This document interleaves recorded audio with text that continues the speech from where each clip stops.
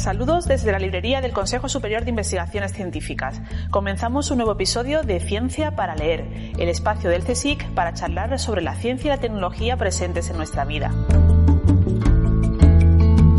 El arco iris, un flam, la ropa deportiva impermeable que transpira y no pesa, la espuma con la que rizamos nuestro pelo o el famoso gel hidroalcohólico que tanto hemos usado en los últimos 2 años tienen algo en común. Aunque la mayoría no hayamos oído hablar nunca de ellos, los coloides están presentes en muchos materiales y productos que usamos a diario, como estos que acabo de mencionar.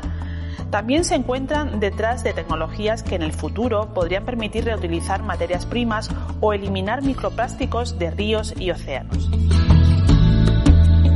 Hoy ha venido a vernos Rodrigo Moreno, investigador del CSIC en el Instituto de Cerámica y Vidrio y autor de Los coloides, un título de la colección Que sabemos de, editada por el CSIC y Catarata. Rodrigo, muchas gracias por pasarte por la librería del CSIC. Gracias por llamarme. Parece que los coloides están entre nosotros y mucho más presentes de lo que imaginamos. Pues sí, en todas partes, porque el aire siempre tiene partículas y polvo atmosférico, las nubes son también gases con líquido, en fin, están por todas partes, pero por todas. Como dice la película, en ocasiones veo coloides. Bueno, muchas. ¿Y qué son? ¿De qué están formados los coloides? Pues la gracia de los coloides es que es un término que aglutina muchos tipos de materiales, porque no se refiere a una propiedad específica o a un compuesto específico, sino a mezclas de sustancias en las que una de las fases de la mezcla es muy pequeña, del entorno nanométrico. Pero claro, las fases pueden ser gas, líquido, sólido y la fase dispersa también, con lo cual podemos tener gases en líquidos o sólidos, líquidos en gases, líquidos y sólidos, o sólidos en gases y líquidos. Entonces, claro, siempre y cuando uno de ellos sea pequeñito, del orden de nanómetros, ya es un coloide.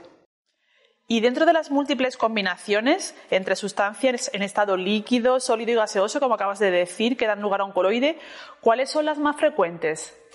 Bueno, tendemos a pensar en emulsiones sin suspensiones, mezclas de líquidos con líquidos o con sólidos, porque es como lo más intuitivo.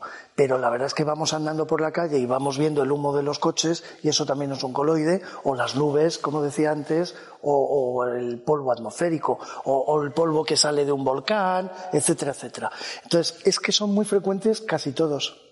Y en el ámbito de la alimentación también parece que comemos muchos coloides sin darnos cuenta, ¿no? Si se puede decir así. ¿Qué ejemplo nos puedes contar? Cualquier salsa es una mezcla de productos y contiene partículas, tiene chile, por ejemplo, etcétera, o cualquier mayonesa, la leche es una emulsión, el queso es una emulsión y luego, claro, toda la familia de los geles, que pueden ser desde los flanes, las gelatinas o hasta las esferificaciones de Masterchef, en donde utilizamos el arginato con una sustancia sólida para formar la esfera en contacto con el calcio, etcétera, etcétera. Vamos.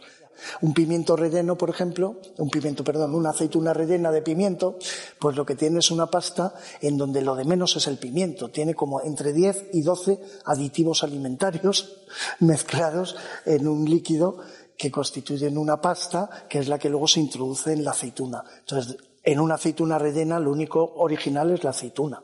Y hay otros sectores industriales, como el de la agroquímica, donde también destacas en el libro que la presencia de estas mezclas es muy importante.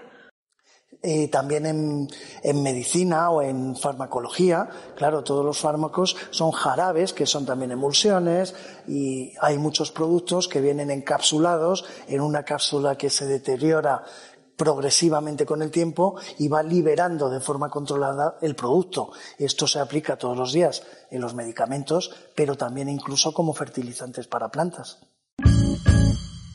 Acabo de comunicar al jefe del Estado la celebración mañana de un Consejo de Ministros extraordinario para decretar el estado de alarma en todo nuestro país, en toda España, durante los próximos 15 días.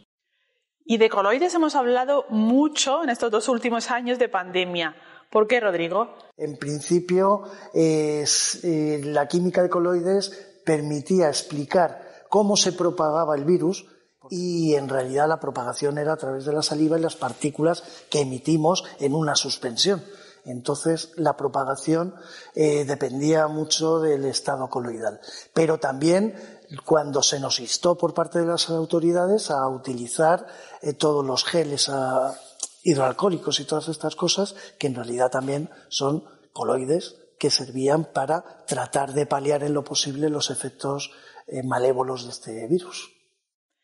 Y hemos mencionado la alimentación, la industria agroquímica, los productos de uso cotidiano, pero las aplicaciones de los coloides continúan creciendo y en el libro explica su potencial en la recuperación de residuos o en la eliminación de microplásticos de nuestras aguas, de ríos y mares. ¿En qué punto se encuentran esas investigaciones y cómo se aborda?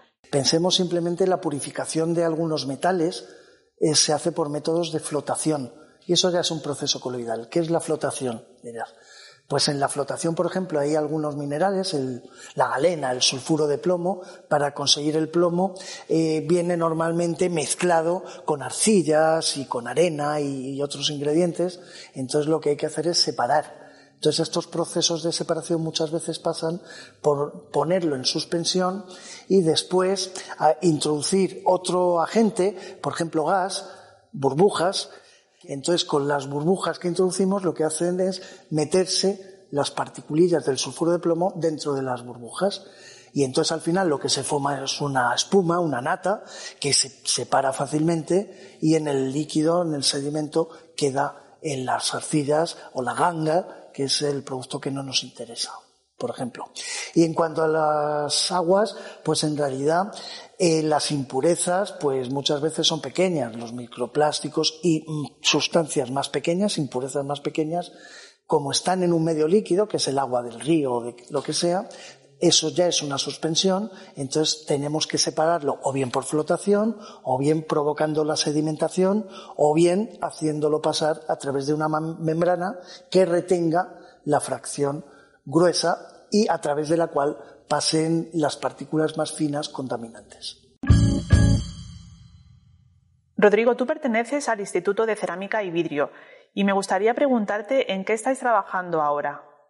Bueno, sí, eso es una cosa curiosa, porque claro, cuando uno piensa en la cerámica, piensa en los botijos, y dice, ¿y esto de coloides qué tiene que ver, no? Pero la fabricación cerámica pasa en muchas ocasiones por preparar suspensiones.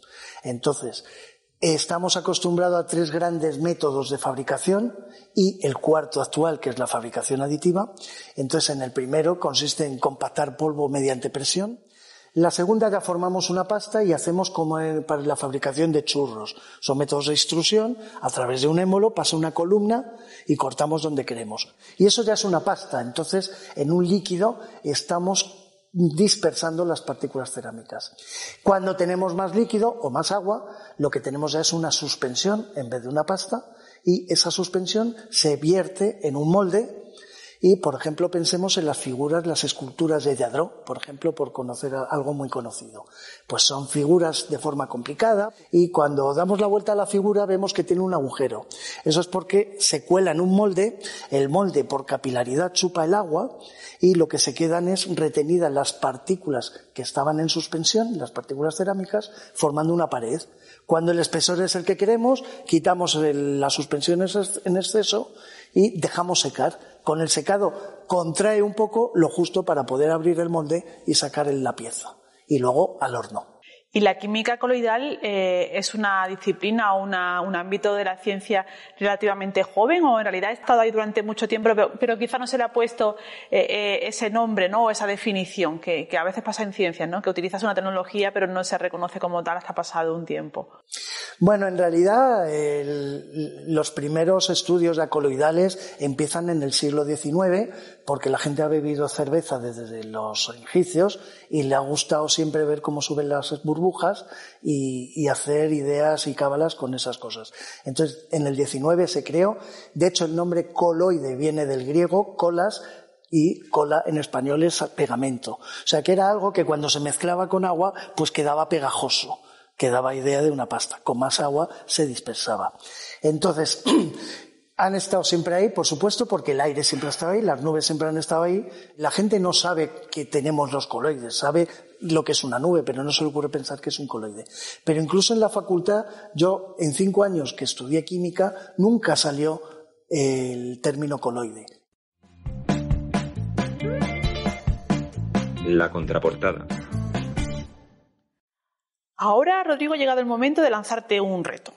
Me gustaría que en un minuto nos cuentes qué se van a encontrar las personas que lean este libro que has escrito dentro de la colección que sabemos de. Bueno, pues en este libro solo se pretende dar cuenta de que los coloides están presentes en multitud de ámbitos de nuestra vida, desde nuestro entorno que nos rodea, que por supuesto en la naturaleza hay millones de casos y que tiene aplicaciones por todas partes. Entonces en el libro simplemente se dan las bases más iniciales para suscitar la curiosidad del lector, para que luego el que quiera pueda adentrarse en cada uno de los temas específicos, pero simplemente hacer notar la variedad de aplicaciones y de posibilidades de uso desde el control de medicamentos hasta en alimentación, tejidos, en muchísimas aplicaciones que nos rodean cada día. ¿De qué sirve la ciencia si no hay entendimiento? Después de hablar contigo hemos descubierto un área de la química que, como tú dices, no se conoce, a pesar de sus numerosas aplicaciones y potencialidades. Me gustaría que me dijeses por qué es importante para ti que la comunidad científica dedique parte de su tiempo a contar su labor. El problema de la divulgación es que hasta ahora, primero era difícil convencernos a los científicos de perder el tiempo en otras actividades. Y además es un problema curricular. La gente necesita ahora un currículum, la competencia es bestial, entonces no da tiempo para dedicarse como a divulgar. Ahora se está haciendo mucho hincapié. En unos años es verdad que se ha dado un valor tremendo a la divulgación y los jóvenes ya saben que tienen que divulgar. Pero últimamente que voy mucho a colegios, pues el año pasado pues les vi una cara de entusiasmo a los chicos y bueno, pues una de las preguntas en uno de los centros a los que fui era ¿vas a volver a darnos otra charla? Y eso me hizo mucha ilusión. Está bien que conozcan lo que les rodea y que sean capaces de ver una perspectiva más crítica, conociendo desde el conocimiento. Rodrigo, yo después de ver la portada de tu libro he decidido que mi coloide favorito es la cerveza. ¿Cuál es el tuyo? ¿Tú tienes alguno preferido? Bueno, yo sí, porque como yo trabajo en cerámica, para mí son mis suspensiones para cerámica. Las barbotinas, que se llaman, que son las suspensiones de arcilla que cuelan en moldes de escayola para hacer las figurillas de Lladró y cosas de estas. Acabo de quedar fatal, yo borracha. No, a mí la cerveza también me parece muy buena idea. Además en el libro se pone algún caso porque, por ejemplo, las cervezas, lo que se ve es que es el CO2 que se agarra a la superficie del vidrio y se va viendo cómo progresa ahí para arriba la burbuja.